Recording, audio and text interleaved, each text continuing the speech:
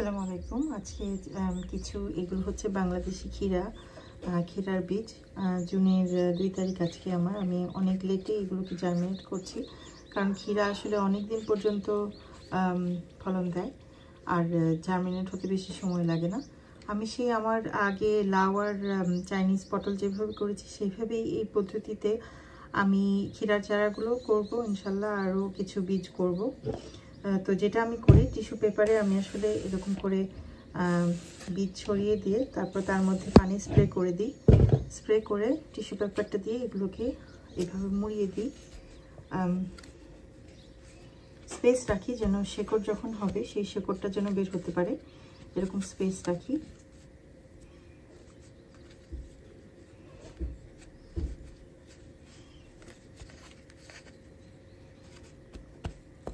তারপর আরেকটু সামান্য পানি স্প্রে করে দেব।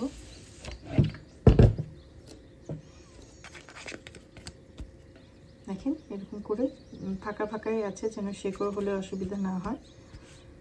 দু একটা একসাথে লেগে আছে, কোনো অসুবিধা নেই, ইনশাল্লাহ কিছু হবে না। তারপরে এটাকে আমি এটা একটা বাটারের বক্স, আমি সবসময় এরকম এই বক্সগুলো ফেলি না কখনো। এটাকে ঢেকে এরকম করে মাইক্রোওয়েভের উপরে রেখে দেব। প্রতি একদিন মাইক্রোওয়েভের উপরে অনেক বেশি গরম থাকার কারণে অনেক সময় ভেতরের টিস্যুটা ভেজা থাকলেও অনেক সময় ড্রাই হয়ে যায়। প্রতিদিন 1-2 দিন পরপর খুলে খুলে চেক করব যে শেকড় গজাচ্ছে কিনা, প্লাস পানিটা শুকিয়ে গেছে কিনা। টিস্যু পেপারটা শুকিয়ে গেলে আবার সামান্য পানির স্প্রে উপরে করে দেব। প্রায় 10 দিন আগে আমি এরকম টিস্যুর মধ্যে আমার এই বাংলাদেশি ক্ষীরার বীজগুলো জার্মিনেট করার জন্য টিস্যু পেপারের ভিতরে পানিতে স্প্রে করে আমি রেখে দিয়েছিলাম মাইক্রোওয়েভের উপরে।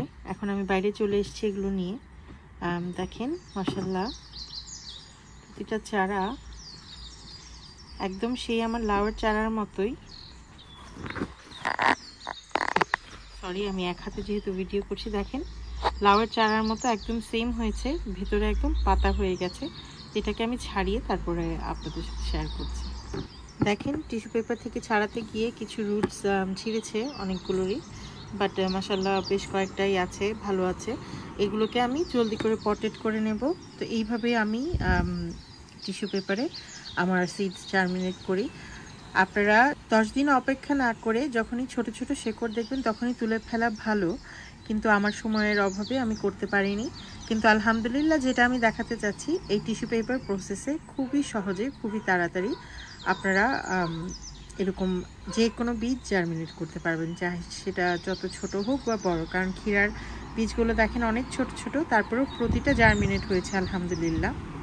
এখন আমি জার্মিনেটেড সিডগুলোকে যেভাবে আমি আমার লাউ আর আচার চারা পট করেছিলাম সেভাবে পটেড করে সিউইড লিকুইডের পানি দিয়ে দেব। দেখেন আমি বীজগুলোকে, জার্মিনেটেড বীজগুলোকে এমন মাল্টি সোয়িং পটগুলোতে এরকম পটেড করে নিয়েছি।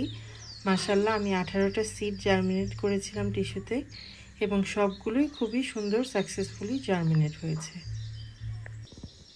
আজকে আমার ভিডিওটা এই পর্যন্তই। আশা করি আপনাদের উপকারে আসবে।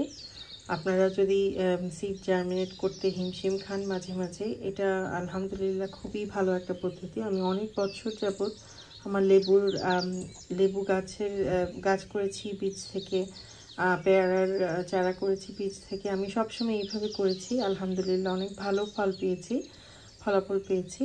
আপনারাও চেষ্টা করে দেখতে পারেন, ইনশাল্লাহ আপনাদেরও বীজগুলো খুব সুন্দর করে জার্মিনেট হবে এবং সাকসেস রেট খুবই ভালো হবে। তো আজকে আমার ভিডিওটা এই পর্যন্তই। আমাদের জন্য দোয়া করবেন, আপনাদের সবার জন্য অনেক অনেক দোয়া রইল। আর ঈদের আগাম শুভেচ্ছা জানিয়ে শেষ করছি। আসসালামু আলাইকুম।